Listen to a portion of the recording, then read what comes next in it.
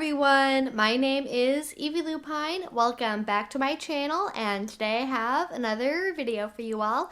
Today I am pretty excited because we have a first for the channel. We are going to be reviewing some BDSM erotica.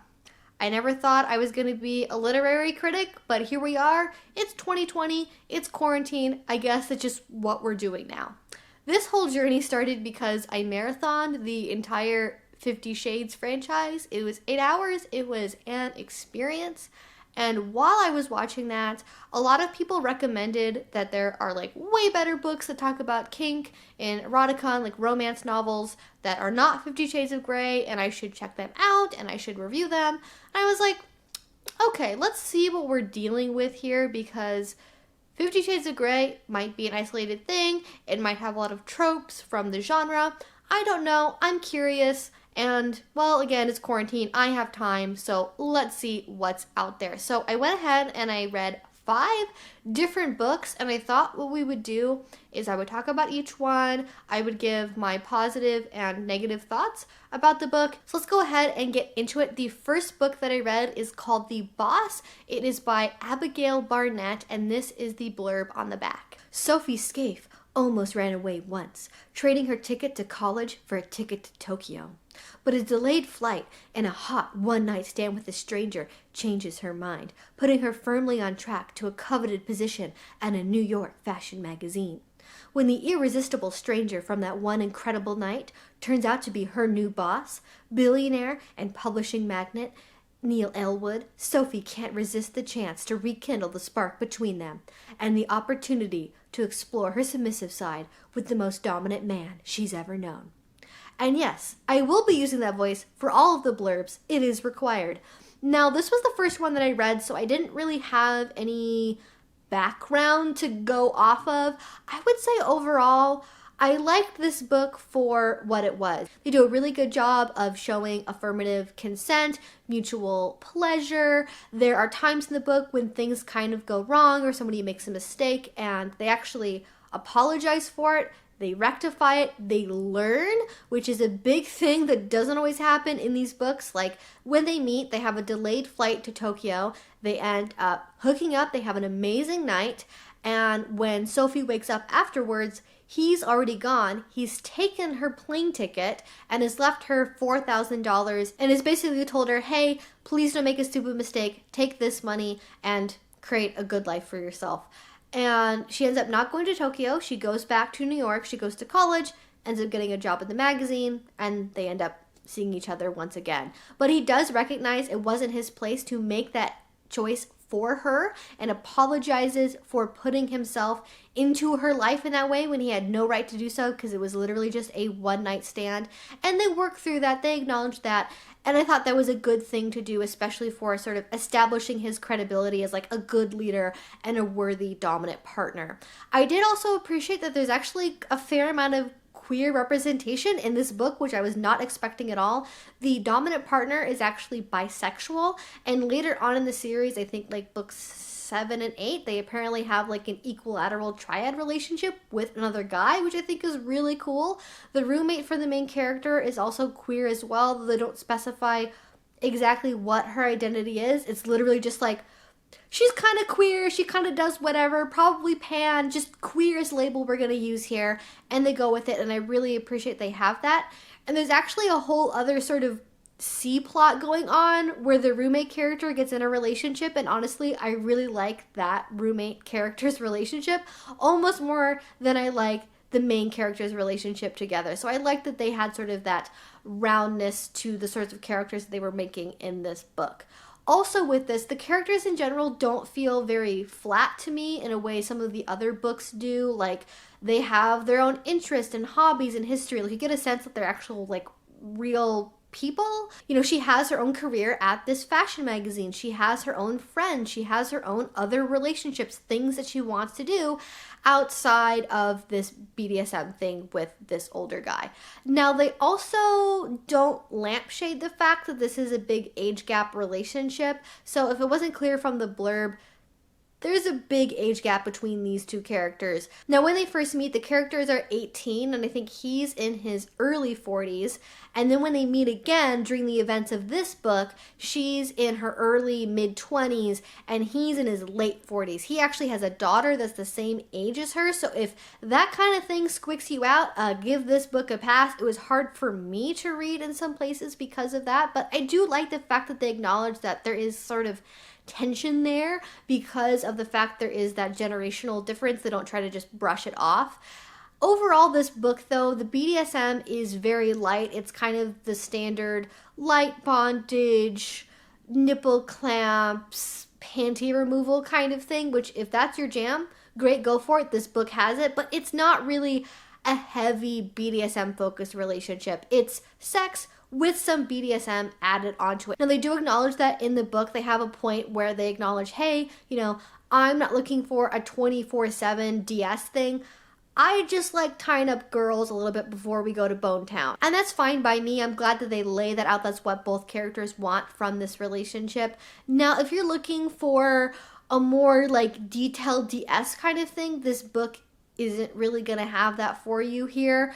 This is really the start of where we see all of the panty removal stuff in these books. I think every single one of these books involves some degree of panty removal, which is not my thing. I am not about being on the New York subway with no underwear on. I'm sorry, I can't do it. I can't do it. It's not for me. And this will come up probably multiple times in all of these reviews. I'm not trying to kink shame anybody for having any of these fantasies or fetishes themselves, but for me as a reader, I'm going to talk about the things that I wasn't super comfortable reading, and reading things like public sex, going around with a short skirt and no underwear on. That kind of thing makes me uncomfortable, and I'm just going to mention it because I think it is something that's important to know if you are considering reading some of these books for yourself. Now, moving on to the second book, I read The Submissive, which is by Terasumi. I can't decide if that is a pun on tiramisu or a general proclivity to be litigious. I'm not sure which one it is. Now, this is the blurb on the back of that book. Abby King has a secret fantasy. New York knows Nathaniel West as the brilliant and handsome CEO of West Industries, but Abby knows he's more, a sexy and skilled dominant who is looking for a new submissive. Yearning to experience a world of pleasure beyond her simple life as a librarian, Abby offers herself to Nathaniel to fulfill her most hidden desires. Now, the fan fiction that this book comes from, supposedly, is where E.L. James got a lot of her biggest ideas for the franchise. A lot of sort of the things you'll see in this book are things you can definitely draw a point to in 50 Shades of Grey. And I don't necessarily think that's a bad thing, but it's sort of an interesting thing to note. Now, this book gets into the action right away, like page 3. There is sexual stuff happening. So if you want time to build up the characters or get to know about their lives first, sorry, that's not happening. They are getting right into the action. Now, I appreciate that this book, again, does a good job with affirmative mutual consent and enjoyment. You really know that Abby wants to be in this relationship. There is tension with the way they want the relationship to play out. Like, his big thing is Nathaniel West does not kiss on the lips, and she wants to have a relationship with him where that's a possibility. I think they also do a good job of establishing things like Safeword, sort of the good general practices you would want to see in a book that talks about BDSM in a quote-unquote like practical, realistic way. But overall, I just didn't really jive with this book. It's $10 on Kindle, and I don't think it's worth it personally. I would not pay $10 for this again. I think the characters are really flat and really one-dimensional, and you don't really get any physical descriptions for these characters either, which I think is sort of residue from the fact this came from fan fiction where people already knew what the characters looked like. This one, though, you don't really have any sense of why the characters are doing what they're doing, what really motivates them, other than the fact that, yeah, they are both into it, but kind of what's the deeper psychological connection there for the characters.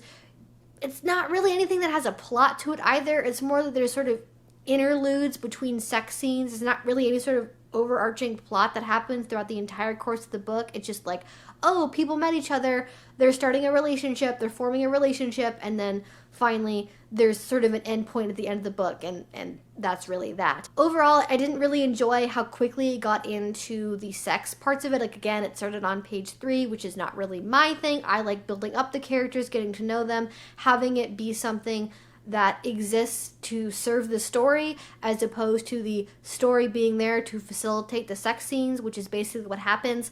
All of the accessory cast members are also very one-dimensional, and they're usually kind of annoying. I don't really understand why they're there. There's way too many characters, and none of them like really contribute all that much to the story itself. And the BDSM, again, is also definitely on the light side, though it does kind of pay lip service to having deeper BDSM to it. Like, the whole setup is that she's supposed to, like, go to his house on the weekends and do, like, this 24/7 BDSM thing with him. But how it actually plays out is, again, the light spanking, the light bondage, maybe a little bit of playing around with titles, just general sort of introductory level kink, not really anything that's like too extreme, too out there. And I think that is sort of an interesting contrast between that, ooh, like 24/7 intense BDSM lifestyle, but then when they actually end up doing anything, it's again sort of the sex with BDSM as an extra, which is not really my thing. I think could be a good introduction, but overall I really don't think this one is worth the $10, and it was definitely not my favorite. All right, now the next one we have here is Macys Keeper. This is written by Saffron Hayes, and it is free on Kindle Unlimited, or it's about $5. This one is definitely less well-known compared to a lot of the other books. It only has like 30 reviews on Amazon, so it's definitely from a less well-known author, and this is the blurb on the back of the book. A hidden world, a dashing man to guide her through it, and a whole new identity to explore. An impulsive moment of curiosity propels event planner Maisy into the glamorous tunnels of Club Drift, an elegant haven for BDSM enthusiasts hidden beneath London.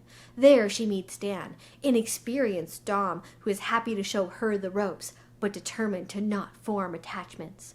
When Maisy's present and Dan's past conspire to keep her adrift, can Maisy find a place in this strange new world? This one is definitely a different premise compared to the other books or 50 Shades. It is based around a BDSM club. All the other books so far have had BDSM be this very personal, one-on-one, like private relationship thing, and this introduces a way to have the character learn more about BDSM as a lifestyle, which I did enjoy. I liked the fact that this one was written in third person.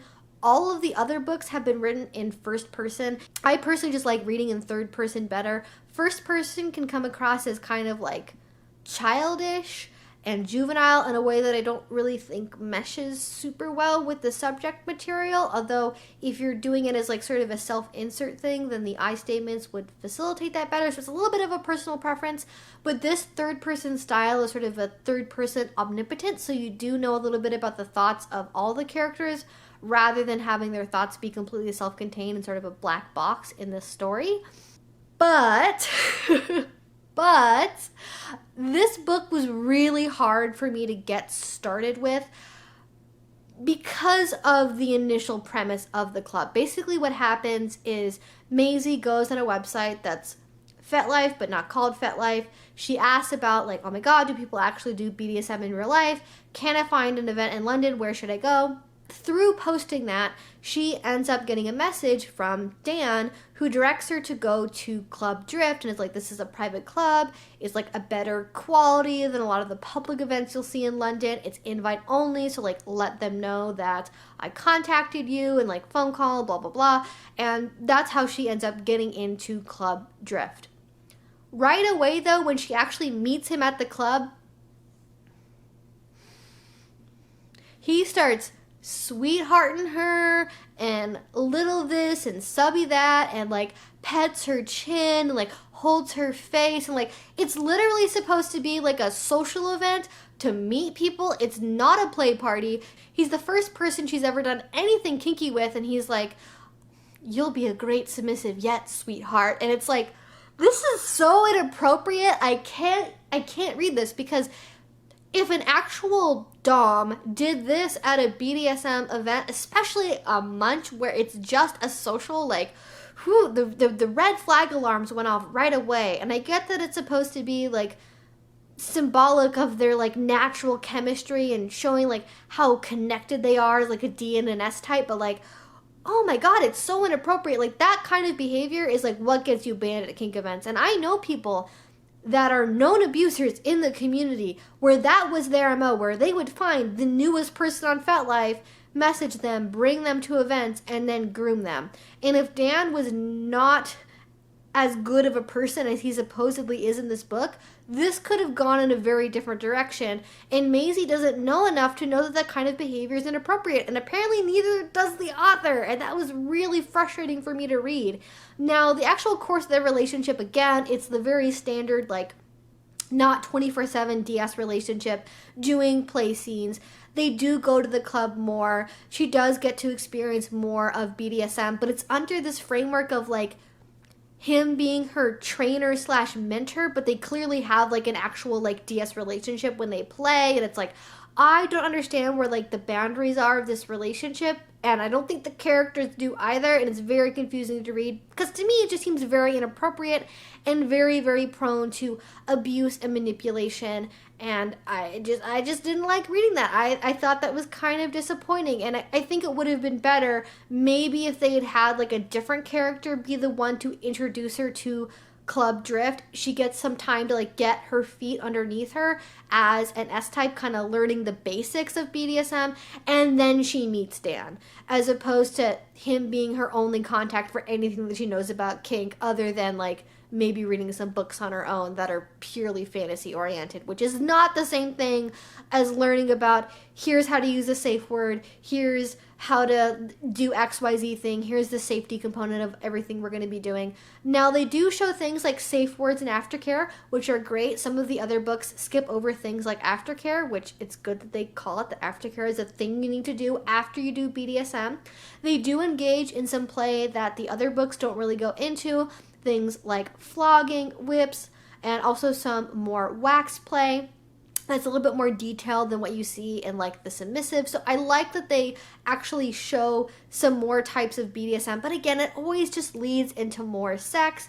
Yeah, it's also like you just met her, you've known each other for like 3 weeks, and like you haven't talked about anything like safer sex practices or STI testing, anything, and you're just like full on gonna have sex with her in the middle of the scene. There's no examples of negotiation. There's none of that. It's just, okay, subby, today we're gonna do some flogging, some caning, some crops. You're gonna like that, right? Okay, great, let's do it.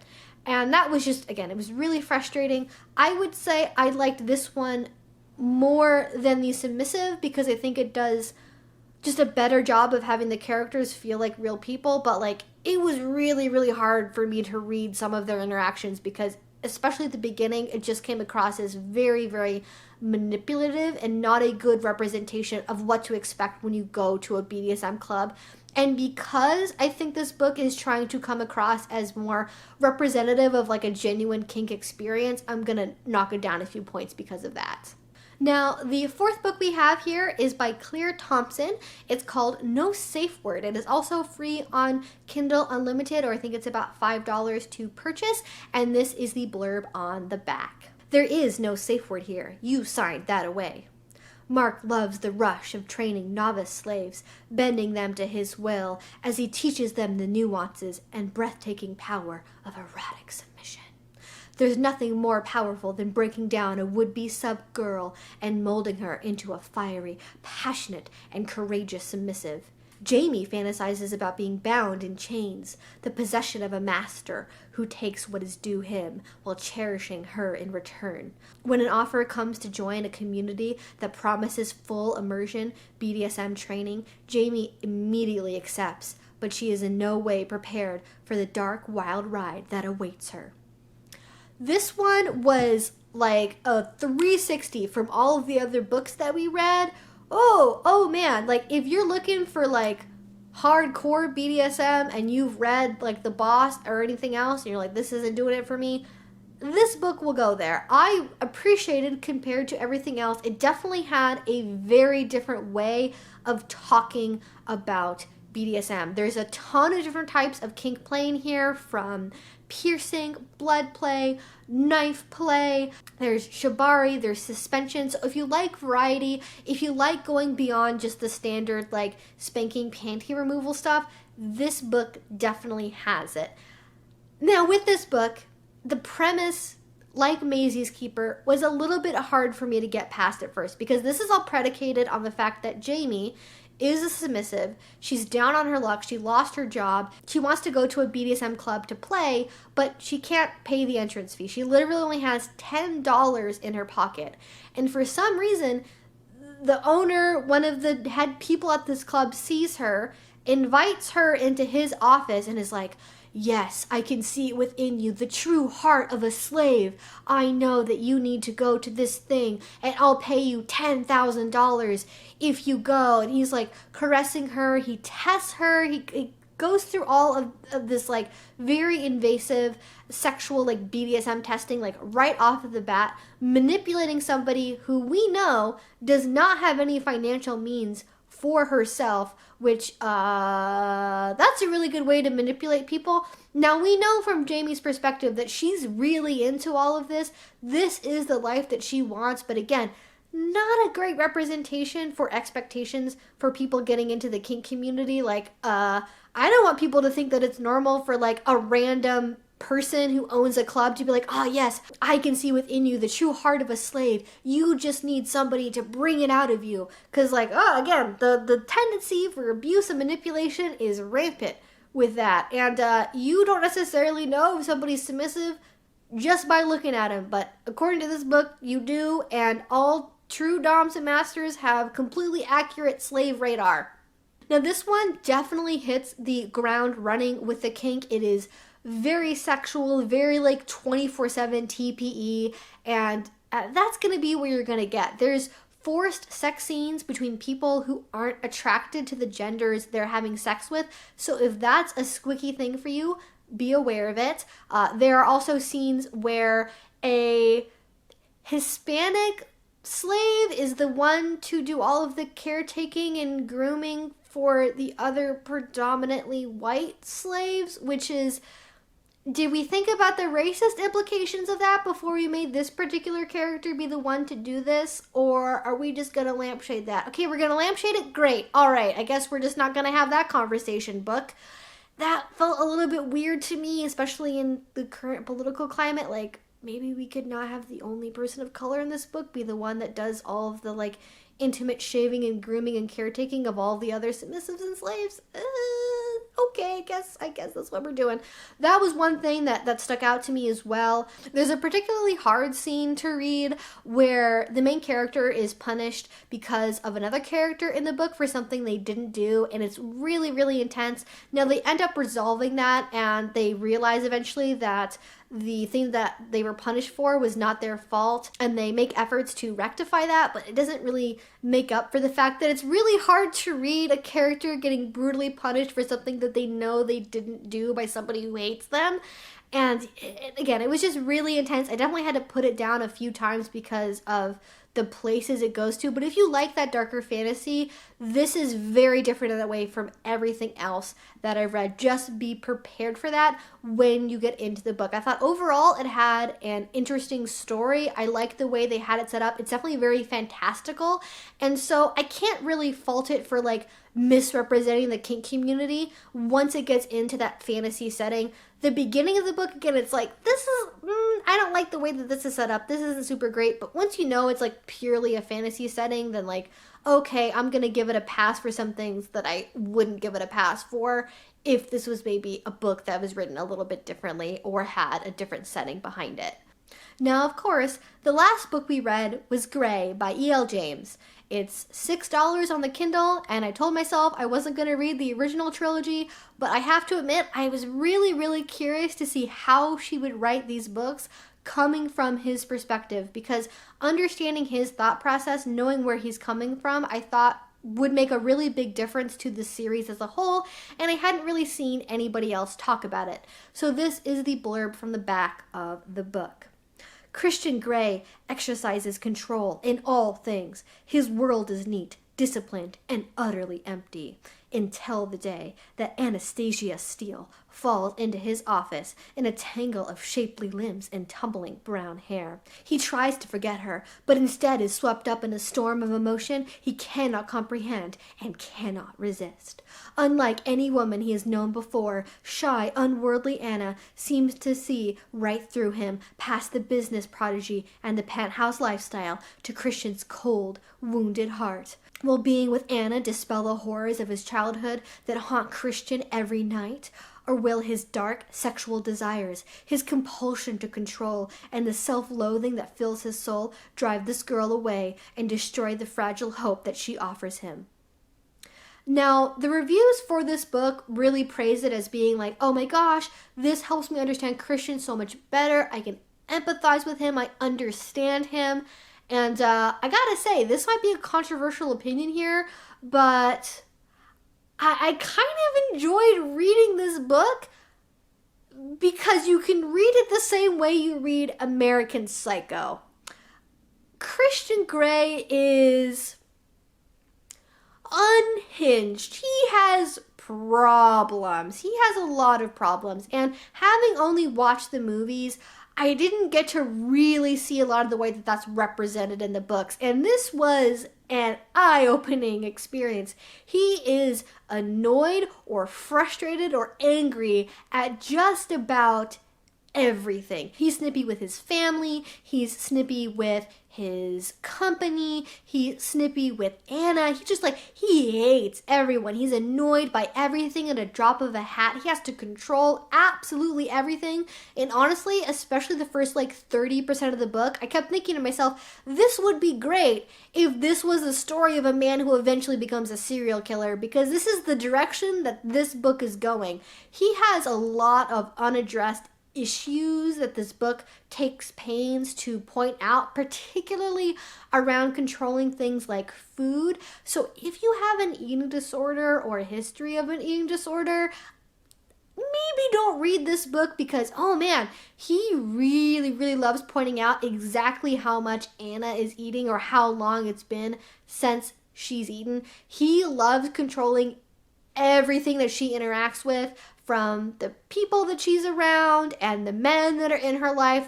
He is not secure. As well, he almost has the mentality of what I imagine a 13 or 14-year-old boy has, where on every page, there's 2 or 3 thoughts that he has about having sex with Anna, or reimagining the last time they had sex, or looking forward to the next time they get to have sex, or thinking about her body or her ass, or literally anything about her physically or sexually. That happens multiple times on every page of this book. He literally cannot focus on work because he is thinking about having sex with Anna so much. It's enjoyable for the fact it's so similar to reading how serial killers work. That's the only way I can describe it. And the writing is bad. There are definitely parts of it that don't really make a whole lot of sense. The parts where you hear the memories of his tortured childhood are just an ASPCA commercial level of heart-wrenchingly awful. But it makes it difficult to understand what Anna sees in him even more, because everything that you think from the movies, it's oh, this is a nice kind gesture that he does to be a good person, is manipulative and calculating to its very core. Everything he does is to try to win the game, close the deal, to make Anna be with him. Not because he genuinely cares about her or wants her to be happy. It's oh damn it, she's gonna say no to me. How can I make her say yes? How can I manipulate her with my smile and my money to care about me or think that I care about her more than I actually do? It's literally that Anna's an object that he wants to possess. And that's not sexy or romantic. It's literally just he wants to be able to say he can close the deal with her. And it frustrates him that she is a little bit harder to obtain than buying a car. I don't know. It's it's weirdly enjoyable. Again, not because it's good or because Christian Grey is a romantic hero, but because it's oh, this guy is really fucked up, and it's entertaining to read about people that are really fucked up, and that's the only way I can describe it. And yeah, those are my thoughts for all of these books. They were an experience. I would love to follow this up if you guys would like me to do like a more in-depth video about Grey or about some of the tropes that I've seen in these books. I didn't have time to get to that here in this video. If you want me to read more books and share my thoughts about them, I would love to do that. So if you want to, let me know down in a comment down below. If you enjoyed this, if you want to see more from me, please do subscribe. I make videos twice a week about all sorts of kink and BDSM related subjects. If you really enjoyed this, if you want to support my channel, the best way you can do that is through Patreon. A link to that will be down in the description box below. Thank you guys so much. If you already support me over there, it means the absolute world to me. And until I see you guys next time, I hope you have a great rest of your day and a great rest of your week. Bye-bye.